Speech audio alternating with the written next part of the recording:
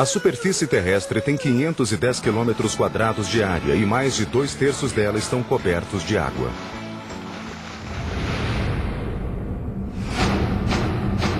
Até hoje, a maior parte dos nossos oceanos e mares continua inexplorada. Sabemos mais sobre os segredos e enigmas da superfície lunar do que sobre as águas do nosso planeta. Da mesma forma que os OVNIs são avistados em nossos céus, os OSNIs, ou objetos submarinos não identificados, são avistados em nossos oceanos.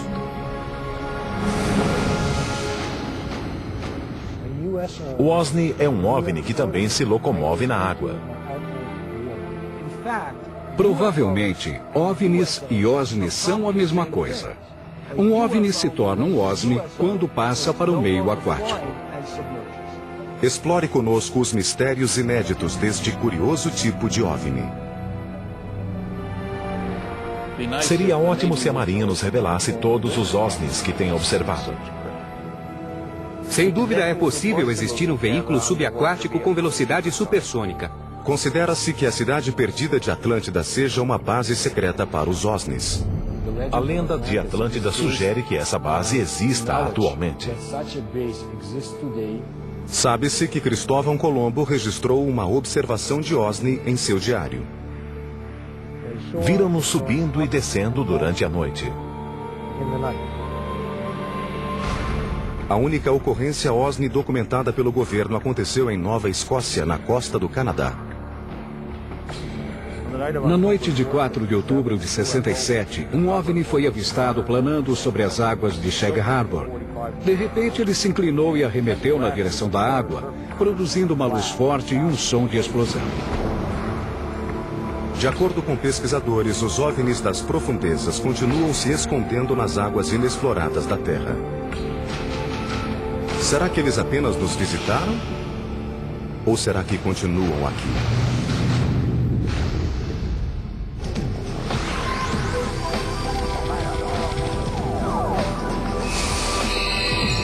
Arquivos extraterrestres. OVNIs das profundezas. Este é o canal de Santa Catalina, um braço de 41 quilômetros do Oceano Pacífico que separa a cidade de Los Angeles da Ilha Catalina. Segundo os experts, estas águas, que em alguns pontos são tão profundas quanto a altura do Monte Everest, podem ocultar alguns dos mistérios mais sombrios do mundo. O que vocês estão vendo é um objeto voador não identificado. Isso não é montagem, é real. Essa imagem foi feita por Lilian Hansen quando filmava a Ilha Catalina de um helicóptero. Ultimamente, o aumento no número de observações de objetos submarinos não identificados, ou OSNIs, mergulhando e emergindo do canal, tem preocupado os moradores do local e os pesquisadores. Essa região é muito rica em atividade extraterrestre. Já cobri provavelmente uns 200, 300 casos de OVNIs que voavam sobre as montanhas ou sobre a água daqui. É uma área imensa. Preston Dennett é o autor de UFOs Over California. Ele investiga a atividade extraterrestre nesta área há quase 20 anos. Houve uma grande onda de observações na região da montanha Santa Mônica em 14 de junho de 92. As testemunhas viram um total de 200 objetos. E o interessante é que eles provinham de baixo. Normalmente, quando alguém avista um OVNI, ele surge nos céus como uma estrela que só depois começa a descer. Aqueles vieram de baixo para cima. 14 de junho de 1992, 22 horas e 24 minutos. Por quase 2 minutos, as águas do Oceano Pacífico explodiram em luz enquanto centenas de naves brilhantes em forma de disco foram vistas voando para fora do mar em conjunto. Tal como em outros eventos similares, as naves emergiram do Pacífico em quase total silêncio. Depois planaram por um momento e logo após arremeteram em direção ao espaço. Até no distante distrito de Malibu, a polícia recebeu telefonemas que relatavam o incidente. A seguir, um telefonema real que foi dado naquele dia. Gabinete do xerife de Lost Hills. Alguém ligou para contar sobre algo estranho essa noite? Você poderia ser um pouco mais específico? Que tipo de coisa estranha? Luzes. Luzes? Sim. O que aconteceu com você exatamente no caminho de casa? Estou com vergonha de contar, porque você vai achar que estou louco. Nós vimos o que parecia ser uma luz brilhante nos céus. Entendo. Pelo barulho, não era um helicóptero. Pode acreditar, nunca fiquei tão assustado antes em minha vida. Segundo Dennett, o incidente também foi relatado para a Guarda Costeira de Long Beach, que nega ter recebido uma ordem de busca. O evento de 1992 foi o segundo a ocorrer em Los Angeles em 4 anos. Na manhã cinzenta de 7 de fevereiro de 1989, mergulhadores, sonares de navios e pessoas que estavam na costa avistaram um objeto não identificado comprido e escuro emergir do Pacífico. Por 90 segundos, o OSNI planou rente à superfície e, em seguida, ejetou uma dúzia de objetos menores e bastante rápidos. 1 minuto depois, a nave submergiu. O último sinal captado via sonar indicava que ela seguia em direção ao canal de Santa Catalina, quando desapareceu. Dúzias de objetos foram avistados da costa de Marina del Rey. Os OSNIs ejetavam naves menores com mais ou menos 6 metros de diâmetro que foram vistas navegando sob a superfície do oceano. E elas também entravam e saíam da água. Tal como o incidente de 1947 em Roswell despertara a curiosidade mundial sobre os discos voadores, os acontecimentos próximos a Los Angeles deram início a uma onda de pesquisas sobre as ameaças e o potencial dos tais OSNIs. Os oceanos cobrem 70% do planeta Terra. Eles escondem muita história e muitos mistérios. É bem possível que exista uma sociedade de criaturas, de seres inteligentes e evoluídos, vivendo nas profundezas, porque eles têm essa capacidade e porque ninguém chega lá. É fascinante pensar sobre os OVNIs subaquáticos, porque eles podem saber muito mais sobre nosso planeta do que eu e você.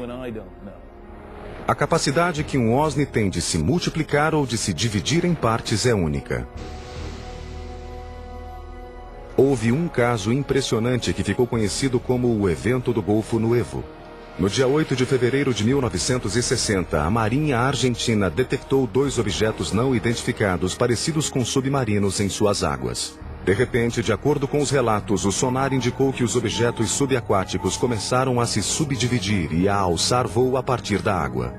Contato do sonar 158, 191 metros. Contato do comando 158, 191 metros. Em 1960, a Marinha Argentina detectou 2 submarinos gigantes que inexplicavelmente se multiplicaram em 6 outros submarinos. Os argentinos não conseguiram capturá-los nem destruí-los porque as naves simplesmente desapareceram. O caso chegou a atrair a atenção dos oficiais mais antigos da União Soviética. Nikita Khrushchev, líder da União Soviética na época, ficou tão intrigado com a história que enviou seu auxiliar diplomático à Argentina para descobrir o que estava acontecendo. Enquanto alguns pesquisadores alegam que estes objetos podem não passar de submarinos militares disparando torpedos, outros argumentam que os submarinos não eram capazes de disparar 6 ou mais torpedos em 1960. O livro de 1970, Invisible Residents, escrito pelo pesquisador Ivan Sanderson, foi o primeiro a analisar o fenômeno OSNI. Ele revela outra característica interessante do comportamento OSNI. Em março de 1963, um submarino americano em exercício navegava conforme programado a 160 quilômetros da costa de Porto Rico. Subitamente, um submarino se desvia da rota prevista depois de detectar um objeto estranho que navegava na velocidade de 270 km por hora. Os oficiais ficaram impressionados. O OSNI viajava a uma profundidade de 6.000 metros. O som que o objeto emanava indicava que possuía um único motor e navegava a 6.000 metros de profundidade. O máximo que um submarino típico suporta descer são 2.000 metros. Então, o que quer que fosse aquele objeto, utilizava uma tecnologia superior à dos submarinos da época e até à dos atuais. A embarcação foi rastreada por quase 4 dias por todo o grupo. O objeto acelerava a velocidades impossíveis e depois parava e descansava, permitindo que a Marinha continuasse a rastreá-lo. Relatórios sobre este evento foram enviados à sede da frota Sinclair em Norfolk, na Virgínia. Entretanto, não houve uma conclusão oficial a respeito do que foi detectado pelo sonar naquela tarde. De acordo com os relatos, o sonar da Marinha perdeu o sinal da embarcação depois da meia-noite do quarto dia e nunca mais o reencontrou. Ninguém construiu uma teoria sobre como algo poderia ser tão rápido. Temos relatos sobre OVNIs entrando e saindo do mar, mas não temos nenhum dado técnico. Discos voadores que estão nos céus, as pessoas conseguem ver, mas o que está debaixo d'água, quem vê é a Marinha, e a Marinha não nos conta o que vê.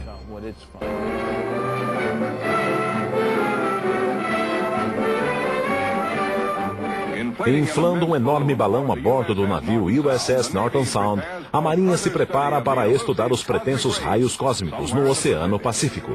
Esta é a novidade. Uma segunda consideração esclarece o mistério dos ditos discos voadores. São estes imensos balões de 30 metros de diâmetro, capazes de subir a 30 quilômetros de altitude, que foram confundidos com as tais naves. Dizem que em grandes altitudes esses gigantes alongados ficam planos como discos. Fim do mistério. Mas continuavam a chegar relatos ao redor da Terra. Em 11 de novembro de 1972, a imprensa internacional começa a divulgar outro caso extraordinário. Um objeto muito veloz, parecido com um submarino, foi captado pelo sonar no Fjord Sone, na costa da Noruega, e foi perseguido pela marinha daquele país por 2 semanas. Uma frota de navios e de helicópteros caçadores de submarinos foi organizada para encontrar o objeto. Em 20 de novembro de 1972, o OVNI foi visualizado pela primeira vez. Foi descrito como um objeto imenso e silencioso em forma de charuto. Um navio da Marinha prontamente disparou seus torpedos contra ele. Um navio realmente o avistou na superfície e o torpedeou. Só que o objeto submergiu. Apesar de todos os artigos se referirem ao objeto como se ele fosse um submarino, ninguém identificou a embarcação. Depois de rastrear o objeto por quase 2 semanas, a Marinha executa um plano para bloquear o fiord e capturar o OVNI. Eles tentaram bloquear o fiord para que nada pudesse entrar ou sair. Mas mesmo assim, depois de 15 dias, o objeto desapareceu. É por isso que acho que o veículo que foi rastreado pela Marinha não era um submarino, mas sim um OVNI. A seguir, teriam Cristóvão Colombo e seu pessoal avistado OVNIs entrando e saindo do Atlântico em 11 de outubro de 1492? Um antigo caso remonta à época de Colombo em 1492, antes do descobrimento da América. E tudo se passou no Santa Maria. 11 de outubro de 1492, 22 horas, uma noite calma e quente. Cristóvão Colombo e seu pessoal navegavam vagarosamente por entre as partes mais profundas do Atlântico e do Triângulo das Bermudas. Abaixo deles, a profundidade chegava a 6 quilômetros. De repente, luzes incomuns foram vistas brilhando no fundo do oceano. Um antigo caso remonta à época de Colombo em 1492, antes do descobrimento da América. E tudo se passou no Santa Maria. O nome dessa pessoa era Gutierrez. Ele estava no Santa Maria com Cristóvão Colombo e avistou um objeto em forma de disco emergindo da água. Um flash de luz com um brilho diferente de tudo o que se conhecia na época subitamente saltou do mar em direção aos céus, assustando Colombo e sua tripulação de 120 pessoas, distribuídas na frota espanhola de 3 navios. Em menos de 5 horas depois, eles viriam a descobrir o novo mundo. Cristóvão Colombo mantinha um diário em seu navio, e ele descreveu o que poderia ser interpretado como um fenômeno OVNI.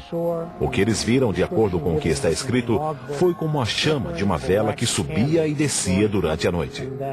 Não tinha como ser uma fogueira na costa, pois estava muito além do horizonte. Este possível incidente OVNI é mais do que uma lenda. Pela primeiríssima vez, o texto original do Diário de Colombo foi disponibilizado para o History Channel pelos arquivistas da Universidade Fordham, que detém uma cópia rara, escrita à mão, do diário. O acontecimento de 11 de outubro de 1492 não foi o único. Durante a viagem de 2 meses, consta do Diário de Colombo o registro de incidentes peculiares, incluindo aparições inexplicáveis e ocorrências incomuns nos céus. A seguir, uma anotação de 10 de setembro de 1492, na metade do caminho da viagem. A tripulação do Nina afirma que avistou 2 tipos de pássaros. Mas estas aves nunca se afastam mais do que 25 léguas da Terra. Anotação de 11 de setembro de 1492. Avistei um grande fragmento do mastro de uma embarcação de aproximadamente 120 toneladas, mas não consegui içá-lo.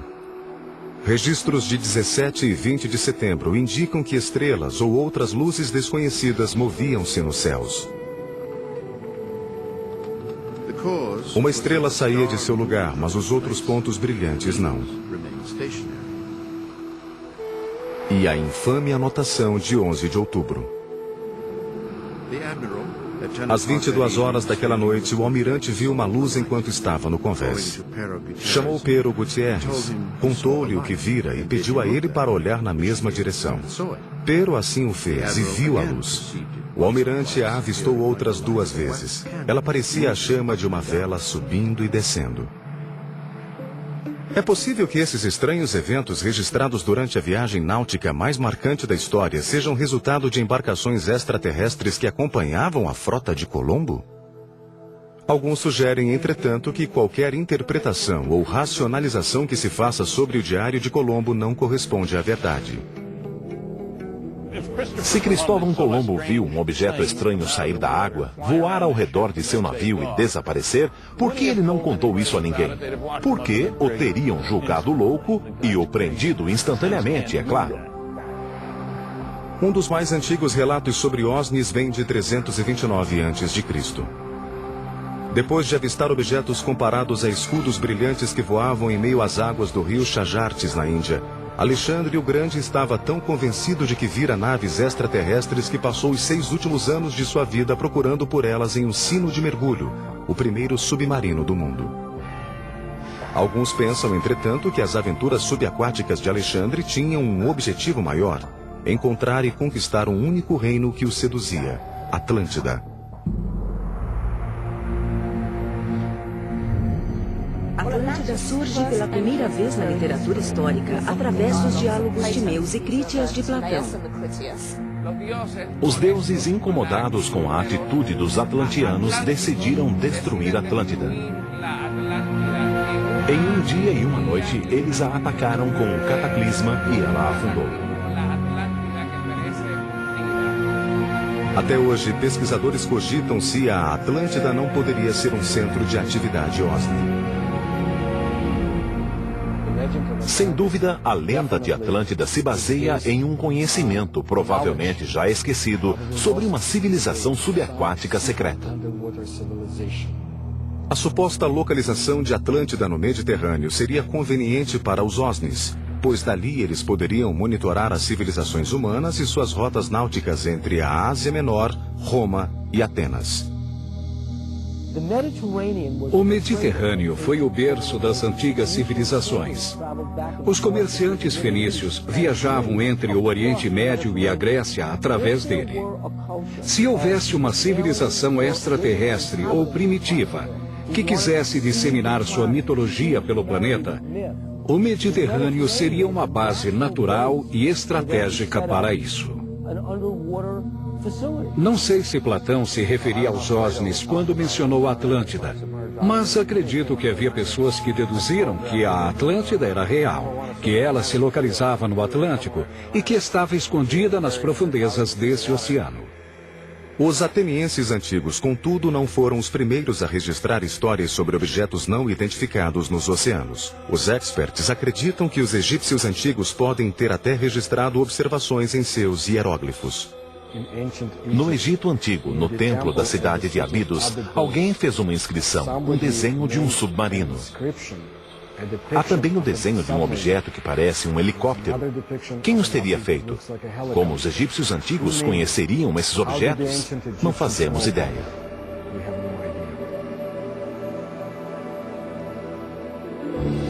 Um dos casos europeus mais antigos é uma série de relatos de observações ocorridas no século XI. Um dos casos mais antigos que pôs no site se remonta ao ano 1067. Tem a ver com os camponeses que viram algo flamejante nos céus. O objeto desceu até a terra, iluminou o campo, depois decolou e desapareceu no mar. Carl Find estuda o fenômeno OSNI há quase uma década. Seu site na internet, waterufo.net, tem um arquivo com mais de 900 relatos atuais e históricos sobre OSNIs. Segundo Find, um dos primeiros casos do século XX foi descrito detalhadamente pelo Philadelphia Inquirer em 1º de agosto de 1904. De acordo com o jornal, um navio cargueiro inglês, o Moykan, a caminho da Filadélfia, foi envolvido por uma estranha neblina metálica que brilhava como fósforo. Descobri recentemente que o caso é muito mais complexo e assustador do que parecia ser. O capitão e a tripulação confirmaram que um objeto veio do oceano e que uma nuvem brilhante envolveu o navio. Não era um meteoro caindo, mas algo que saíra do mar. Conforme a nave se aproximava da embarcação, o capitão tentava distrair a tripulação para dissipar seu medo. Eles não conseguiam tirar nada do lugar enquanto a nuvem envolvia o navio. O jornal também afirmou que durante o evento a bússola do navio girava com a velocidade de um motor elétrico e que os marinheiros não conseguiam mover objetos de metal que estavam no convés magnetizado. Ainda no artigo, há uma fala de Urquhart, capitão do Moykan, afirmando que o fato poderia ser confirmado por toda a tripulação. Mas talvez o incidente mais impressionante em termos de OSNIs, de acordo com os experts, seja um caso canadense de 1967. O caso de Shag Harbor é o mais importante que já foi documentado. O OVNI se locomoveu sob a água e um segundo OVNI se juntou a ele. A seguir, visitamos Shag Harbor no 39º aniversário desta ocorrência OSNI crucial. Em 4 de outubro de 1967, as luzes estavam ali na água, bem atrás de mim.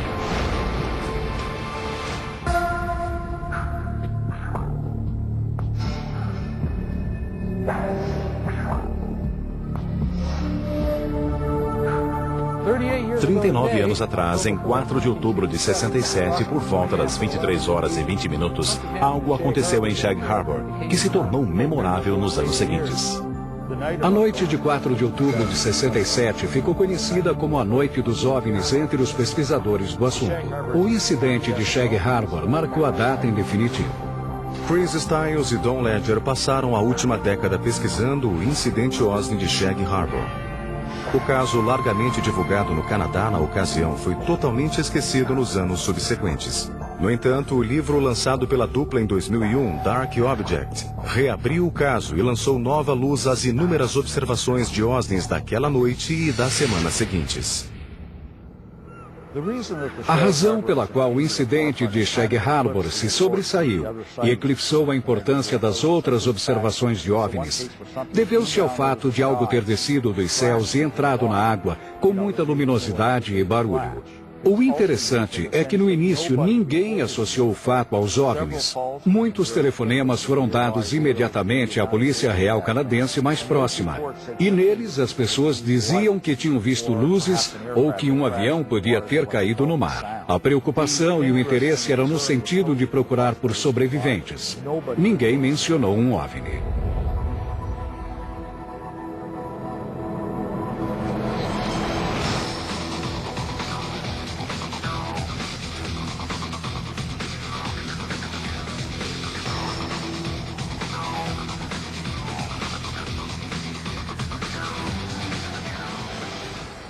Eu não estou surpreso por ter visto coisas nos céus naquela noite. Por toda a Nova Escócia, naquela hora, houve muitos e muitos comentários sobre OVNIs. Logo depois da curva está Shag Harbor. Foi ali que as pessoas se reuniram e observaram o que quer que tenha acontecido há 39 anos. Todo ano, Ledger e Stiles fazem uma viagem de aniversário a Shag Harbor para encontrar com Norm Smith, uma das 3 testemunhas sobreviventes. Está vendo aquela ilha? É ali que tudo aconteceu. Foi lá que nós vimos a luz dentro da água. Sim, senhor. Como tem passado? Tudo bem, tudo na mesma.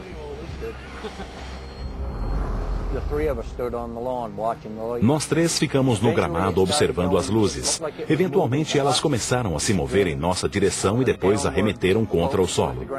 Pensamos que era um acidente de avião. Então, pegamos o carro do meu pai e viemos até este ponto, ao lado da árvore irlandesa. Quando chegamos aqui, havia mais umas 10 pessoas. Observamos as luzes na água por uns 2 ou 3 minutos, até que elas desapareceram.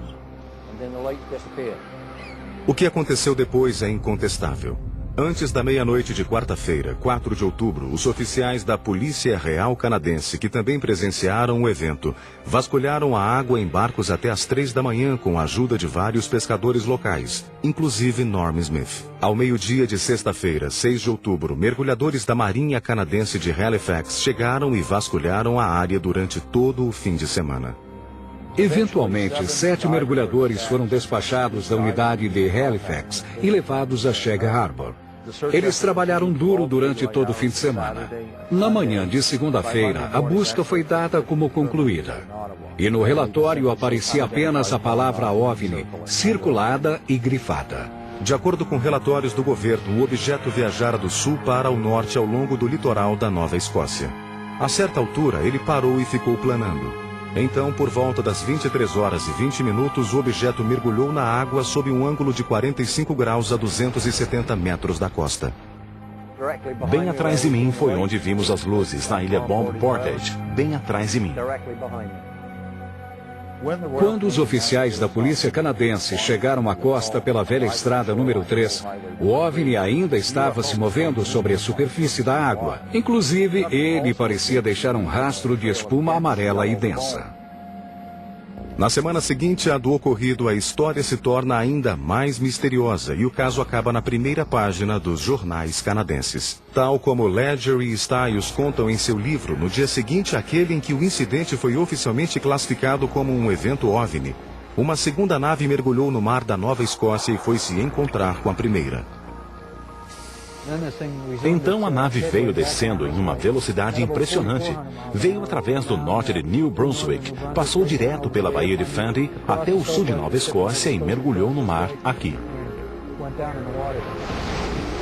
As autoridades já sabiam que o objeto tinha se movido sob a água e estacionado no fundo, ficando lá por uma semana. E depois disso, o OVNI começou a se mover na direção do Golfo de Maine, com a guarida de uma segunda nave que ajudava a consertá-lo. E as duas saíram da água e voaram por sobre o Golfo. O que é interessante é que há um segundo relato de observação, também em Shag Harbor, sobre 2 grupos de luzes, um amarelo e outro laranja, saindo da água e voando para longe. O mistério sobre o evento de 4 de outubro de 1967 continua a instigar debates e pesquisas. Há uma grande quantidade de documentos que interpretam o incidente como a queda de um OVNI. Um dos parágrafos afirma que uma investigação preliminar foi conduzida e que nela foi descoberto que o objeto não era resultado de incêndio ou afundamento de uma aeronave ou de qualquer outro veículo conhecido. Na época, 30 e tantos anos atrás, eu não sabia se aquilo era um OVNI ou outra coisa. Mas ninguém nunca conseguirá me fazer acreditar que não havia nada lá, porque havia sim. A seguir, assista à filmagem inédita de um possível OVNI emergindo das águas da Laguna Cartagena, em Porto Rico.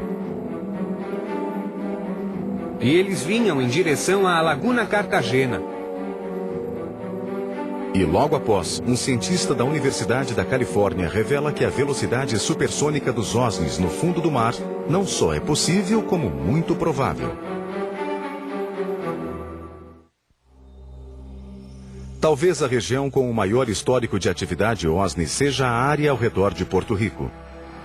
Assim como o misterioso Triângulo das Bermudas, a ilha tem sido foco de debate OVNI há décadas. Em Porto Rico, há muitas ocorrências OVNI, e elas são similares às dos outros casos.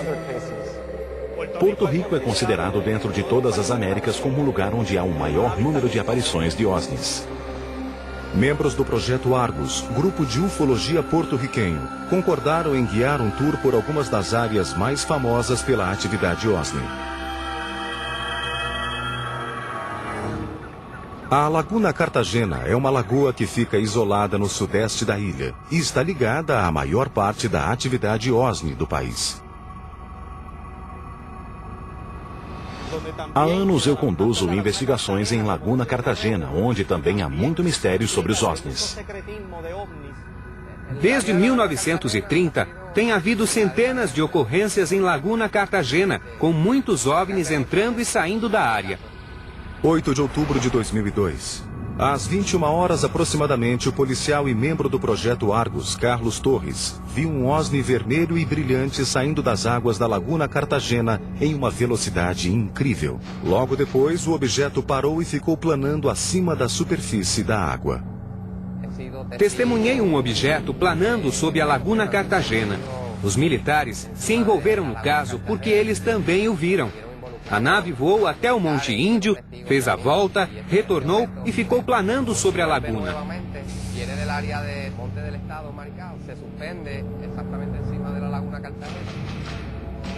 Depois de planar por muitos minutos sobre a área, o objeto mergulhou de volta às águas da lagoa. Outro membro do Argus, Giuseppe Quinones, acredita que conseguiu filmar o mesmo objeto em 2004. Fiz uma filmagem em 20 de novembro de 2004 na área de Laguna Cartagena.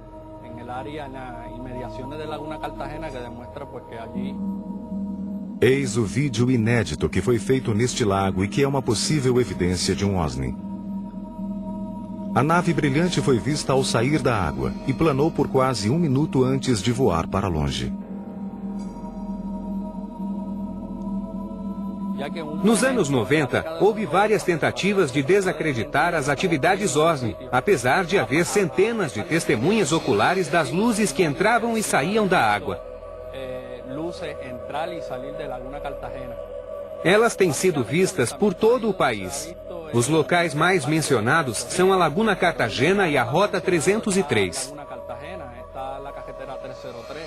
A região de Lajas, por onde passa a Rota 303, tem sido outra fonte de observações de OSNIs e OVNIs. Em 1997, no Monte Índio, pode ter ocorrido a queda de uma nave. Ela deixou a zona de impacto toda chamuscada e muitas perguntas sem resposta. Em 5 de maio de 1997, um OVNI caiu ali e queimou quase tudo no topo da montanha. Havia agentes federais naquela noite e eles abriram algo. Seria um OVNI?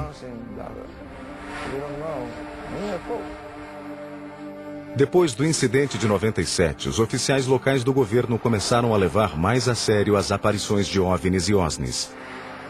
Como resultado direto disso, o prefeito de Lajas, Porto Rico, renomeou a estrada que atravessa a região de Rota OVNI 303.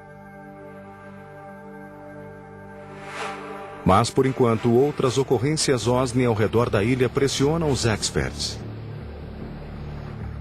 Nos montes que ladeiam Lajas, um misterioso aeróstato do governo, um radar suspenso por balão, é lançado frequentemente a mais de 6 quilômetros de altitude, teoricamente para monitorar o clima e o tráfego aéreo.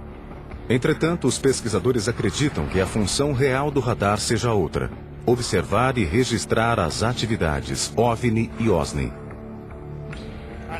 Há um documento do governo na legislação que afirma que uma investigação secreta e não pública foi conduzida a respeito das ocorrências OSNI. E lá está escrito que os objetos não são perigosos para a humanidade. A grande quantidade de ocorrências OSNI ao redor da pequena ilha levou muitos a cogitar que as águas profundas do Triângulo das Bermudas, logo depois da costa, escondam mais do que OSNIs. Experts e pesquisadores do mundo todo acreditam que lá existe uma importante base extraterrestre.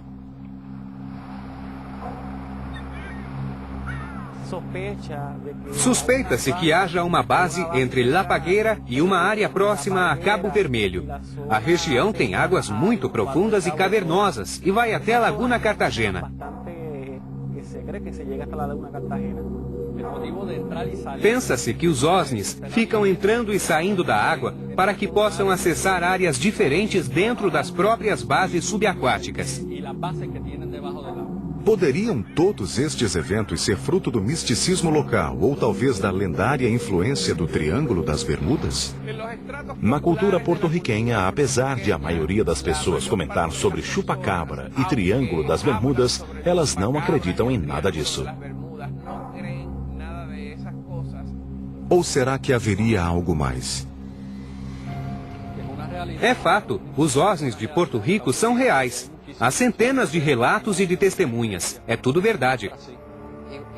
Eu acho que o fenômeno OVNI é real.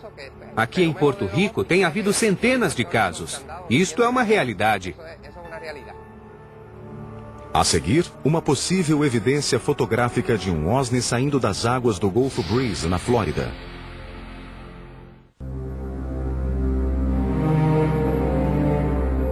Acredita-se que os objetos submarinos não identificados sejam capazes de se mover através de nossos oceanos de um modo que desafia todos os princípios da física moderna. Os experts ficam impressionados com a habilidade que as naves têm de navegar sob grandes profundidades, de atravessar o gelo e de singrar os mares em velocidades supersônicas. Essas naves podem viajar debaixo d'água porque são impermeáveis, assim como são imunes aos raios gama, aos raios cósmicos e a qualquer outra coisa que possa atrapalhar sua jornada através dos diversos meios. De acordo com todas as informações, estamos lidando com uma tecnologia muito avançada. As naves contornam os navios e sem mais nem menos mergulham na água. Não existem barreiras para elas. Passam facilmente de um lado a outro. Em 1969, quando conduziam seus exercícios cotidianos de quebra de gelo perto da Antártida, marinheiros americanos a bordo do USS Calcaterra viram um objeto não identificado submerso que apresentava algumas habilidades impressionantes. Ivan Sanderson comenta na revista Argosy sobre um evento no Ártico em que um objeto simplesmente abriu seu próprio caminho através do gelo e decolou. Um objeto com pelo menos 30 metros de comprimento, semelhante a um submarino, emerge do oceano totalmente congelado em uma velocidade incrível. Mas este caso, contudo, é apenas um de muitos incidentes similares reportados pelas marinhas ao redor do planeta.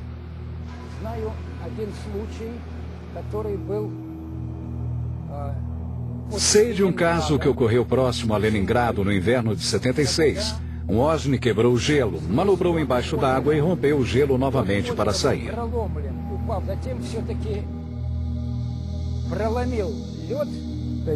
Eles derretem o gelo. Se fosse um meteoro, ele quebraria o gelo em pedaços e o espalharia por todo lado. Já o OVNI cava um buraco limpo. As testemunhas dos OSNIs também revelam que quando as naves emergem, liberam muita água. Eddie Walters, morador do Gulf Breeze, em 7 de julho de 1988, tirou esta fotografia inédita do que parece ser um OSNI sobre um jato d'água em forma de tornado. Ele estava olhando rumo ao Golfo Breeze a mais de 2 quilômetros, quando viu que a água sob o objeto começou a borbulhar. Ed podia vê-lo se mover e, de repente, uma coluna d'água subiu até o casco da nave. A foto que Ed tirou mostra exatamente isso. Esse tipo de caso levou alguns experts a considerar que os OSNIs utilizem água como fonte de combustível. Há quem pense que a água é essencial para o processo de fusão. Há muitos casos em que os OVNIs planam sobre reservatórios de água pequenos e grandes. Realmente, tudo indica que eles utilizem água para ajudar sua nave de alguma maneira. Pode ser que eles usem água como combustível. Quando falam sobre objetos que planam sobre a água e que aparentam sugá-la, realmente parece que precisam de um bom gole para seguir em frente. Há teorias científicas modernas a respeito de como os OSNIs teriam desenvolvido a capacidade de se locomover através da água com tanta eficiência. Pesquisadores cogitam tudo, desde sistemas de propulsão maciça a jato até bolhas de atrito que envolveriam os objetos. Os motores deles não são parecidos com os que conhecemos. Eles seriam geradores de força magnética e criariam um envelope protetor ao redor da nave que repeliria o magnetismo natural da Terra. Isso lhes permitiria acelerar, desacelerar, subir, descer e viajar dentro d'água, por exemplo. Retirando energia de fluidos condutores de eletricidade, a nave consegue controlar a resistência, o fluxo, a velocidade, a sustentação. Ela pode resolver todos os problemas de locomoção e de alta velocidade dentro d'água. Um sistema aerodinâmico magnético funciona de forma similar à do submarino eletromagnético, que foi testado com sucesso. Um submarino eletromagnético foi realmente construído e testado pela Universidade da Califórnia em Santa Bárbara nos anos 60. Ele utilizava a capacidade natural da água salgada em conduzir eletricidade. O primeiro bom resultado de um sistema de propulsão eletromagnética foi obtido em 1966, quando este submarino especial foi apresentado. Este veículo aquático se locomove exclusivamente sob forças eletromagnéticas. Ele não tem nenhuma parte móvel. O princípio por trás disso é que a água do mar é um fluido eletricamente condutor. Se você vai contra a água do mar, segundo as leis de Newton, ela te empurra de volta, e assim você se move. Será possível que os OSNIs usem essa capacidade natural dos nossos oceanos para atingir velocidade supersônica? A água é um grande condutor magnético. Na verdade, se eles usarem um processo chamado de diamagnetismo, que é uma força repelente fraca, a água pode potencializar esta força. E isso explicaria como as naves conseguem se locomover tão bem na água. Um pesquisador sugere que os OSNIs podem se mover rapidamente em meio aquático e evitar um dano maior usando os mesmos princípios de uma lâmpada comum. O OVNI corresponderia ao filamento e o campo seria o bulbo, com a função de proteger o OVNI. Este impediria a entrada da água, que na verdade nunca chegaria a tocar o OVNI. É possível conseguir isso criando-se uma bolha com alto poder de cativação ao redor do objeto todo. Assim, o OSNI viajaria dentro de uma bolha de vapor d'água. Marco Pricevak é professor de engenharia mecânica da Universidade da Califórnia, em Riverside. Ele montou um experimento para o History Channel demonstrando a física por trás da possível velocidade supersônica em meio aquático. Basicamente, a única coisa com a qual se pode brincar é a forma do veículo e ela deve obedecer às formas padrão de um submarino. Para demonstrar como diversos formatos podem produzir as condições para a locomoção subaquática supersônica, Pricevak e sua equipe criam uma corrente submarina e colocam corante verde e lasers potentes ao redor de diferentes objetos submersos. Então, se tratar de um corpo aerodinâmico, vemos que o líquido flui impassível ao redor dele. Este objeto aerodinâmico vermelho demonstra a forma perfeita para uma embarcação submarina veloz. Por outro lado, o cubo cria máxima resistência pelo objeto todo. Um bom formato para um veículo subaquático com alto poder de cativação seria similar ao de uma cápsula de retorno da Soyuz ou de outras missões espaciais. As leis da física terrestre mudam drasticamente sob a água. Levar um veículo submarino a uma velocidade supersônica demanda uma quantidade de energia maior do que a que se pode produzir atualmente. Um veículo com 1,5 metro de diâmetro que viaje na velocidade do som no ar precisará de um motor com 15.000 cavalos de potência. Para que o mesmo veículo atinja a velocidade do som debaixo d'água, vai precisar de um motor com 1 milhão de cavalos de potência. Mesmo sendo cientificamente possível que os OSNIs atravessem os oceanos em velocidades supersônicas, como teria sido desenvolvida a tecnologia necessária para atingir este feito? Os inúmeros mistérios que envolvem essas naves podem nunca ser totalmente desvendados, e é exatamente isso que estimula o estresse e a maior discussão entre os pesquisadores. Acho que é mais fácil para nós levar o homem à Lua ou até criar uma base lunar do que levar o homem ao fundo do oceano. Se eles são hostis e vieram para conquistar a Terra, já o fizeram há milhões de anos. Podemos ser fruto da criação deles. A Terra pode ter sido conquistada. Nós trabalhamos para eles e eles vivem aqui. Todo o planeta pode ser deles.